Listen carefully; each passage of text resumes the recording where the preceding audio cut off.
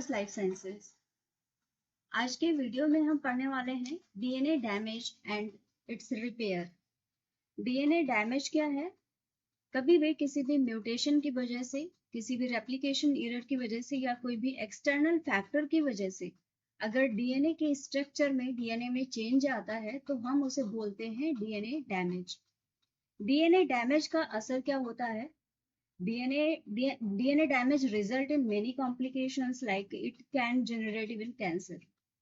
तो अगर इस तरीके का कोई हमारी बॉडी में डीएनए का डैमेज होता है किसी भी सेल में एंड अगर वो रेप्लिकेट हो गया, replicate means it went to the progeny and further in all the progenies it will pass on that damaged DNA that will lead to cancer or any other disease।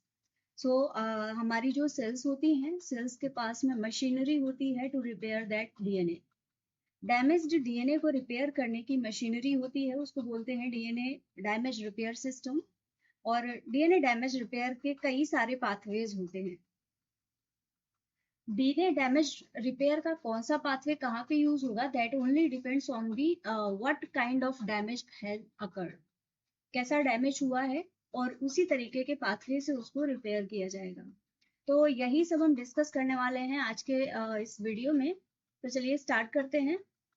Welcome everyone to Bioverse life sciences.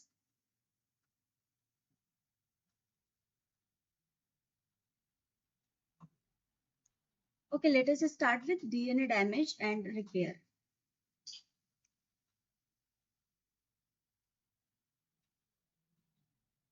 DNA damage क्या है? जैसा कि अभी हमने बात की, it is a common occurrence due to factors such as UV radiation। UV radiation की वजह से हो सकता है, exposure to chemicals and errors during DNA replication। DNA damage क्या है? बेसिक चीज ये है कि हमारी जो बॉडी है, हमारी जो स्किन है, वो काफी सेंसिटिव होती है।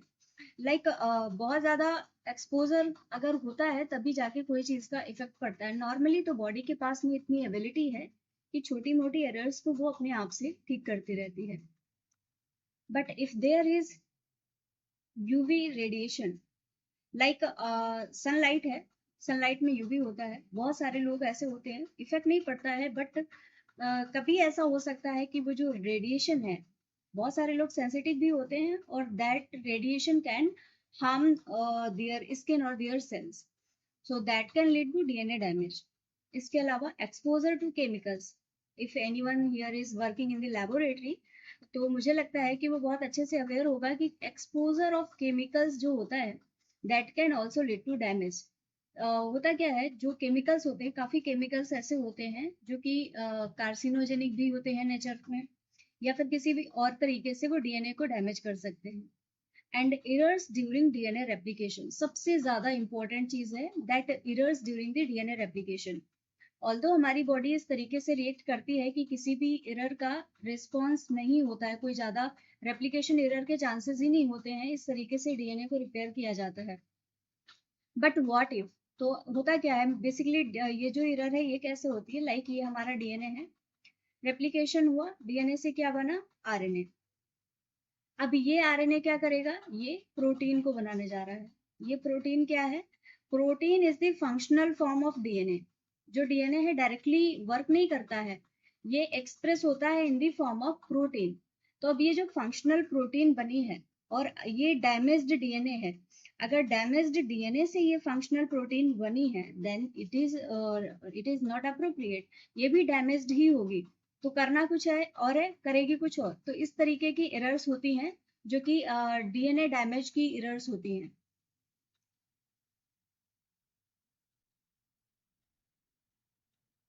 Fortunately, cells have several mechanisms to repair DNA damage and maintain the integrity of the genome। हमारी सेल्स के पास में बहुत सारी मशीनरी होती है जिसके थ्रू वो जो जीनोम है हमारा, जो हमारा जेनेटिक मटेरियल है, उसकी इंटीग्रिटी को मेंटेन रखती हैं, डीएनए डैमेज को रिपेयर कर पाती हैं। अब डीएनए डैमेज का जो फॉर्म होता है, एक फॉर्म होता है म्यूटेशन। म्यूटेशन के फॉर्म में ये डीएनए डैमेज हो सकते हैं। इवन म्यूटेशन के फॉर्म में ही डैमेज होते हैं, लाइक पॉइंट म्यूटेशन है, फ्रेम शिफ्ट म्यूटेशन है। तो कुछ इस तरीके के म्यूटेशंस होते हैं जो कि डीएनए डैमेज को कॉज करते हैं। Mutations arise not only from errors in replication but also from damage to the DNA. ऐसा नहीं है कि ये सिर्फ रेप्लिकेशन एरर से होता है, क्योंकि बॉडी की मशीनरी इतनी ज्यादा परफेक्ट होती है कि रेप्लिकेशन एरर के चांसेस बहुत कम होते हैं। स्टिल अगर कोई भी रेप्लिकेशन में एरर होता है तो वो डैमेज करता है डीएनए को, लेकिन सिर्फ यही एक रीजन नहीं होता है, इसके अलावा भी बहुत सारे रीजंस होते हैं जो कि डीएनए को डैमेज कर सकते हैं, जैसे कि हमने जो अभी अब देखे यूवी एक्सपोजर है, केमिकल एक्सपोजर्स है, या फिर डीएनए रेप्लिकेशन एरर तो है ही है। some damage is caused as well as shall see by environmental factors. बहुत सारे environmental factors होते हैं जो कि ये डीएनए डैमेज को कॉज करते हैं। environmental factors such as radiation, UV radiation या यूवी एक्सपोजर सबसे बड़ा कारण है जो environmental factor है जिसकी वजह से डीएनए हमारा डैमेज हो सकता है। एंड सो कॉल्ड म्यूटाजेंस, बहुत सारे म्यूटाजेंस भी होते हैं जो कि सनलाइट से हो सकते हैं या इन्वायरमेंट में बहुत सारे म्यूटाजेंस प्रेजेंट होते हैं, उनकी वजह से डैमेज हो सकता है। विचार केमिकल एजेंट्स, जो म्यूटाजेंस होते हैं ये किसी ना किसी प्रकार के केमिकल एजेंट्स होते हैं, लाइक लेबोरेटरी केमिकल्स हो या कोई फिर बाहर के केमिकल्स हो, दैट इंक्रीज म्यूटेशन फ्रीक्वेंसी, और ये क्या करते हैं, म्यूटेशन की फ्रीक्वेंसी को इंक्रीज कर देते हैं। DNA is vulnerable to damage from alkylation, oxidation and radiation. Mainly ये तीन प्रोसेस ऐसी होती हैं जिनसे कि डीएनए जो है वो डैमेज के लिए बहुत ज़्यादा वल्नरेबल होता है, और ये बहुत फ्रीक्वेंट कॉज हैं जिनकी वजह से डीएनए हमारा डैमेज हो सकता है। लेकिन इनके अलावा भी बहुत सारे रीजंस होते हैं। हमारा जो आज का वीडियो है वो बेसिकली डीएनए डैमेज पे ना होकर रिपेयर पर है, लेकिन रिपेयर तो आप तभी करेंगे जब डैमेज होगा। तो डीएनए डैमेज को समझना जरूरी था। म्यूटेशंस हम किसी अगले वीडियो में डिस्कस करेंगे, सारे म्यूटेशंस के बारे में पढ़ेंगे। तो आज हम पढ़ने वाले हैं डीएनए डैमेज ओनली, ठीक है, तो रिपेयर पढ़ने वाले हैं हम। Okay, so let's see types of DNA damage. जो डीएनए डैमेज है इसके टाइप्स क्या क्या हो सकते हैं। अभी आपने देखा फैक्टर्स बहुत सारे हैं, अगर अफेक्टिंग फैक्टर्स बहुत ज्यादा हैं तो फिर जितने टाइप के डैमेज हो रहे होंगे वो भी बहुत ज्यादा होंगे। तो पहला क्या है, केमिकल मॉडिफिकेशंस। बहुत सारे केमिकल्स ऐसे होते हैं जो कि आपके जेनेटिक मटेरियल को चेंज कर सकते हैं। Various chemicals can modify DNA causing alterations in the structure and sequence of the nucleotides. बहुत सारे ऐसे केमिकल्स होते हैं जो क्या करते हैं, सिंपली आपके डीएनए को डैमेज करेंगे, क्या करेंगे, अल्टरेशन कर देंगे, किस चीज में, सीक्वेंस ऑफ न्यूक्लियोटाइड्स।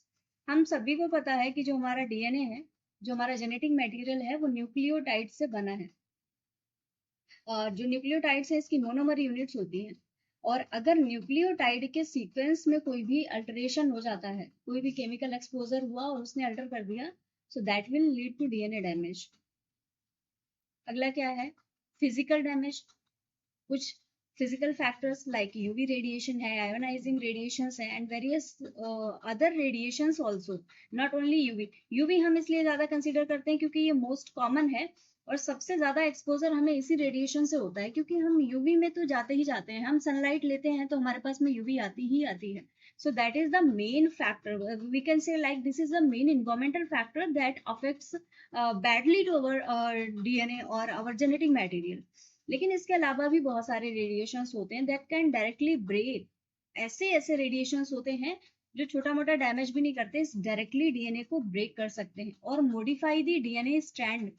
आप इमेजिन करिए आपका जो डीएनए है पूरा न्यूक्लियोटाइड से मिलके बना हुआ है। अभी कोई केमिकल है या कोई चीज है जिसने कि एक छोटा सा आपका पॉइंट म्यूटेशन कर दिया, लाइक एक न्यूक्लियोटाइड यहाँ होना था उसको यहाँ कर दिया, या कुछ भी अल्टरेशन कर दिया, बट यहाँ पे कोई ऐसा भी अगर म्यूटेशन हो रहा है जो कि आपके पूरे पूरे स्ट्रैंड को ब्रेक कर रहा है या फिर चेंज कर दे रहा है, तो आप सीवियरिटी समझ सकते हैं इसको, कि अगर सिंगल म्यूटेशन है, एक सिंगल न्यूक्लियोटाइड में चेंज होता है तो वो आपका कैंसर तक कॉज कर सकता है। तो अगर पूरा पूरा स्ट्रैंड डीएनए का ब्रेक हो रहा है या फिर मॉडिफाई हो रहा है तो वो कितना सीवियर हो सकता है। तो ये आते हैं फिजिकल डैमेज की कैटेगरी में, जो वेरियस रेडिएशंस हैं। इसके अलावा replication error, that is not very much common, क्योंकि रेप्लिकेशन एरर्स के चांसेस बहुत कम होते हैं। जो रेप्लिकेशन मशीनरी है वो बहुत ज़्यादा स्ट्रांग है हमारे ह्यूमन सिस्टम की, और we can say like replication ही बहुत ज़्यादा एफिशिएंट होता है कि उसमें एरर के चांसेस बहुत कम रहते हैं। So error can occur during DNA replication, लेकिन ऐसा नहीं है कि एरर होते नहीं है, रेप्लिकेशन एरर्स भी होते हैं. So these replication errors resulting in mismatches or insertion deletions in DNA sequences. ये क्या करते हैं, किस टाइप का म्यूटेशन करते हैं, इंसर्शन या डिलीशन. लाइक एक कोई न्यूक्लियोटाइड यहाँ पे प्रेजेंट होना था, इसको डिलीट कर दिया, या फिर एक न्यूक्लियोटाइड होना था, इसके जगह पे यहाँ पे दो न्यूक्लियोटाइड प्रेजेंट है. लाइक सीक्वेंस का रेपिटेशन हो गया, सीक्वेंस का डिलीशन हो गया, या सीक्वेंस एक्सचेंज हो गया. तो ये एरर्स होती हैं जो कि हो सकती हैं रेप्लिकेशन एरर्स. अभी यहाँ पे एक एग्जाम्पल दिखाया गया है कि किस तरीके से चेंजेस हो सकते हैं. देखिएगा, ये प्रोसेस है एल्काइलेशन की, ये ऑक्सीडेशन हो रहा है, डीएमिनेशन हो रहा है एंड एल्काइलेशन हो रहा है. ये ऐसी प्रोसेस है जो बहुत ज्यादा कॉमन है डीएनए के डैमेज के लिए. यहाँ पे G modification, G what does G mean, gene is guanine here. So the figure shows specific sites on guanine that are vulnerable to damage by chemical treatments such as alkylation or oxidation and by radiation. अब guanine में ये जो sites सारी दिखाई गई हैं, ये कौन सी साइट किस चीज के लिए वल्नरेबल है, किस चीज के लिए ज्यादा सेंसिटिव है, वो है. लाइक ये जो N एंड O है यहाँ पे, ये इन पोजिशंस पे एल्काइलेशन के चांसेस ज्यादा हैं. इसके अलावा ये जो पोजीशन है यहाँ पे ऑक्सीडेशन से ज्यादा वल्नरेबल है, यहाँ पे डीएमिनेशन हो सकता है, और यहाँ पर अगेन जहां जहाँ पे नाइट्रोजन प्रेजेंट है वहां पे अल्काइलेशन के एंड ऑक्सीडेशन के चांसेस हो सकते हैं. The products of these modifications are often highly mutagenic. अगर इस तरीके का कोई भी म्यूटेशन होता है तो ये काफी ज्यादा म्यूटाजेनिक होते हैं. लाइक ये सीवियर म्यूटेशन कॉज कर सकते हैं डीएनए में. हाँ, so this was all about the DNA damage. Let's move to the DNA repair mechanism, जो कि हमारा आज का मेन टॉपिक है. So what is DNA repair mechanism? Cells have evolved complex and efficient mechanism to repair DNA damage and maintain genome integrity. हमारी cells के पास में इतनी efficient mechanism होती है, इतने अच्छे अच्छे pathways होते हैं जिनके द्वारा किसी भी error को वो बहुत easily मेंटेन कर लेती हैं, ताकि हमारा जो डीएनए है उसकी इंटीग्रिटी मेंटेन रहे. बट अगर जो हमने अभी लास्ट रीजंस पढ़े बहुत सारे, अगर किसी भी रीजन की वजह से ये इंटीग्रिटी लॉस्ट होती है, सो तो वो कोई ना कोई डिसीज, कुछ कैंसर या कुछ भी कॉज कर सकता है. तो अब डीएनए रिपेयर मैकेनिज्म में क्या होता है, सबसे पहला है डायरेक्ट रिपेयर. डायरेक्ट रिपेयर में क्या है,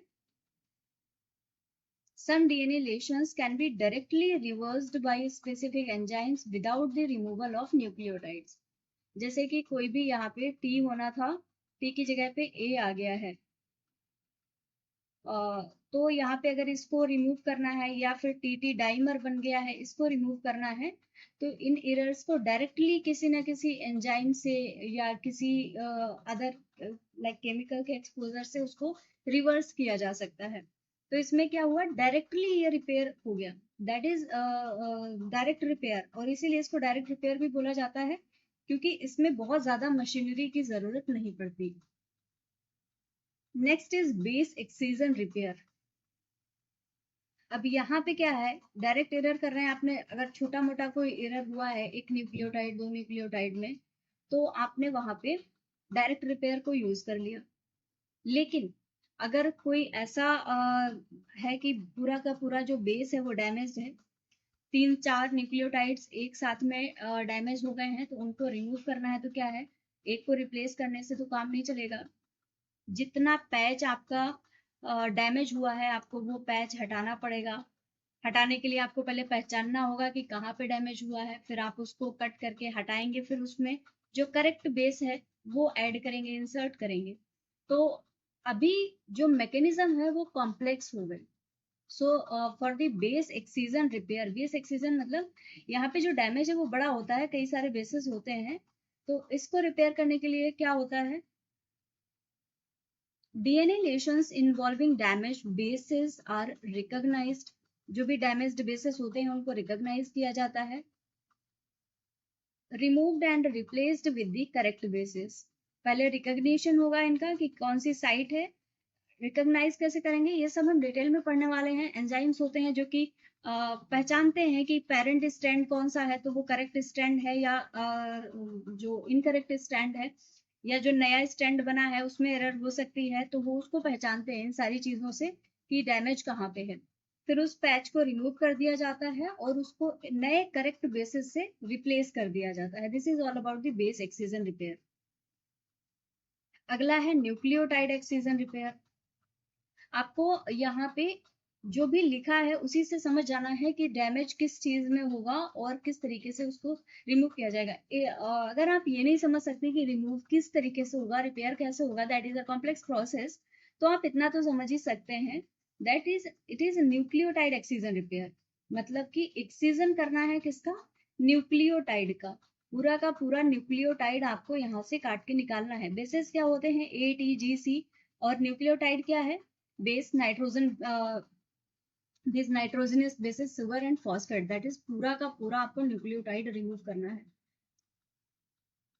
सो bulky DNA lesions and those induced by UV radiation are removed and repaired by excising a short stage of damaged DNA। इसमें भी क्या होता है, अगर लाइक यूवी रेडिएशन से डैमेज हुआ है या फिर कोई बल्कि डीएनए लेशंस हैं, तो उनको क्या किया जाता है, रिकॉग्नाइज किया जाता है और रिमूव कर दिया जाता है, या फिर उनको रिपेयर कर दिया जाता है, या फिर रिपेयर के चांसेस भी होते हैं short stage of damage DNA को रिमूव करके। डिटेल हम पढ़ेंगे, अभी हम एक बेसिक ओवरव्यू देख रहे हैं कि डीएनए रिपेयर मैकेनिज्म होती कितने टाइप की हैं। सारे ही हम बहुत डिटेल में पढ़ेंगे, विद एग्जांपल पढ़ेंगे, with example and with diagrams, ताकि हम अच्छे से अंडरस्टैंड कर पाए सारी चीजों को। So next one is mismatch repair. Errors in base pair during DNA replication are detected and repaired to maintain the accuracy of the DNA sequence। होता क्या है, डीएनए का रेप्लिकेशन हो रहा है, ए के साथ में टी लगना था, यहाँ पे क्या किया, ए के साथ में जी को लगा दिया गया, मिसमैच हो गया, मैचिंग नहीं है करेक्ट। इस मिसमैच को आइडेंटिफाई करके रिपेयर किया जाता है डीएनए सीक्वेंसेस की इंटीग्रिटी को, एक्यूरेसी को मेंटेन करने के लिए, तो इसको हम बोलते हैं mismatch repair. Next is homologous recombination. ये थोड़ी सी कॉम्प्लेक्स प्रोसेस है। इसमें क्या होता है, double strand breaks are repaired using an undamaged sister chromatid और homologous DNA as a template. यहाँ पे एरर का जो लेवल है वो बहुत ज्यादा होता है। आप देख सकते हैं यहाँ पे डबल स्ट्रैंड ब्रेक हुआ है, कोई एक न्यूक्लियोटाइड को रिप्लेस नहीं करना है, थोड़ा सा कोई भी छोटा मोटा स्ट्रेच नहीं है जिसको रिमूव करना है। यहाँ पे डीएनए के दोनों ही स्ट्रैंड्स को ब्रेक करना है, दोनों स्ट्रैंड्स में ब्रेक हुआ है, उस डैमेज को रिपेयर करना है। तो ऑब्वियसली डैमेज इतना ज्यादा है तो उसका जो प्रोसीजर होगा वो प्रोसीजर भी काफी लेंदी होगा। तो इसमें डबल स्ट्रैंड ब्रेक्स को रिपेयर किया जाता है होमोलोगस रिकॉम्बिनेशन में। Next is non homologous and joining. Non homologous and joining, broken DNA ends are directly ligated without the requirement of a homologous template। अब आपने देखा यहाँ पे जो होमोलोगस रिकॉम्बिनेशन है, यहाँ पे किसी भी होमोलोगस डीएनए की जरूरत पड़ती है एज अ टेम्पलेट, लेकिन in case of non homologous and joining यहाँ पे जो डीएनए के ब्रोकन एंड्स हैं उनको किसी भी टेम्पलेट की मदद के बिना डायरेक्टली इनको लाइगेट कर दिया जाता है। तो इसमें और होमोलोगस रिकॉम्बिनेशन में थोड़ा सा ये डिफरेंस आता है कि यहाँ पे आप कोई भी होमोलोगस टेम्पलेट को यूज नहीं करते, लेकिन यहाँ पे एक होमोलोगस डीएनए की टेम्पलेट चाहिए होती है as a sister chromatin. So this is all about the DNA repair mechanisms, कौन कौन सी मेथड्स हैं। अब हम स्टार्ट करते हैं थोड़ा डिटेल्ड स्टडी। शुरुआत करेंगे हम डायरेक्ट रिपेयर से। डायरेक्ट रिपेयर जैसा कि हमने अभी डिस्कस किया था कि ये थोड़ा सा इजी है, as all the other process are little bit complex. So direct repair सबसे पहले यही स्टार्ट करते हैं। Certain types of DNA damage can be repaired directly by enzymes that reverse the chemical modifications without removing nucleotides।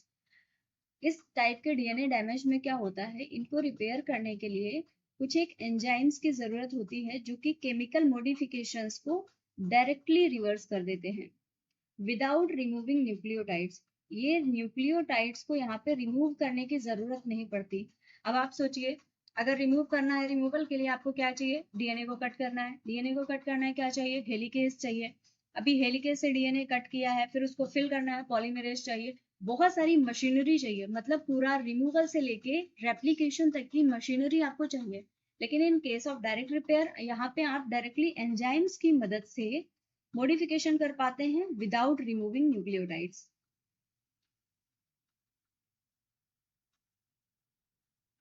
Photolysis, ये एक ऐसा enzyme है जो कि डायरेक्ट रिपेयर में बहुत फ्रिक्वेंटली यूज किया जाता है। This repairs UV induced pyrimidine dimer by using light energy to break the covalent bonds between the adjacent pyrimidine bases। एक टीटी डाइमर का फॉर्मेशन होता है, एक म्यूटेशन होता है जिसमें टीटी डाइमर बन जाता है। अब ये क्या होता है? ये टीटी डाइमर यहाँ पे देख सकते हैं आप, इस पिक्चर में बहुत अच्छे से दिखाया गया है। यहाँ पे टीटी डाइमर बन गया है। पिरिमिडीन, प्यूरिन एंड पिरिमिडीन हमारे नाइट्रोजनस बेसेस होते हैं, उम्मीद है आप सभी को पता तो होगा ही। तो यूवी लाइट की वजह से ये डाइमर का फॉर्मेशन हो जाता है। डाइमर मतलब दो यूनिट्स एक साथ में आ गई। अब यूवी लाइट ने यहाँ पे इसको डैमेज किया, लेकिन जो विजिबल लाइट होती है, विजिबल लाइट की प्रेजेंस में डीएनए फोटोलाइएज एक ऐसा एंजाइम होता है जो वर्क करता है। अब डीएनए फोटोलाइएज यहाँ पे आता है जहाँ पे डाइमर का फॉर्मेशन हुआ है, और ये क्लीवेज कर देता है इस डाइमर का, इस डाइमर को ब्रेक कर देता है, और ब्रेक होते ही ये जो डैमेज्ड डीएनए था वो रिपेयर हो जाता है। So this photolysase repairs UV-induced pyrimidine dimer by using light energy to break the covalent bonds। यहाँ पे कोवेलेंट बॉन्ड्स, अब आपको पता है यहाँ पे एनर्जी बहुत ज्यादा ही लगती है जहाँ पे कोवेलेंट बॉन्ड्स को ब्रेक करना रहता है। तो कोवेलेंट बॉन्ड्स को ब्रेक करके बिटवीन एडजेसेंट pyrimidine बेसेस, जो टीटी डाइमर बना हुआ है उसमें ये जो कोवेलेंट बॉन्ड्स है इनको ब्रेक कर देता है ये DNA photolysis with the help of visible light. The exposure of visible light to the pyrimidine dimer reverses the effect of UV exposure। अब ये जो विजिबल लाइट है, यूवी एक्सपोजर का जो इफेक्ट हुआ, लाइक टीटी डाइमर बना, तो उसको इसने रिवर्स कर दिया। So when a photolysase enzyme binds to the TT dimer, it starts splitting the carbon-carbon double covalent bond। ये वर्क कैसे करता है? ये जो टीटी डाइमर है, इनके बीच में जो कोवेलेंट बॉन्ड है, उनके जो कार्बन्स होते हैं, उन कार्बन्स की स्प्लिटिंग करा देता है डीएनए फोटोलाइजेज। तो इस तरीके से ये टीटी डाइमर को ब्रेक करता है और जो डैमेज्ड डीएनए होता है उसको रिपेयर कर देता है। एंड एट लास्ट ये जो फोटोलाइजेज है ये कंज्यूम नहीं होता है, फोटोलाइजेज रिलीज हो जाता है एज इट इज, इसको दोबारा से मीडियम में रिलीज कर दिया जाता है।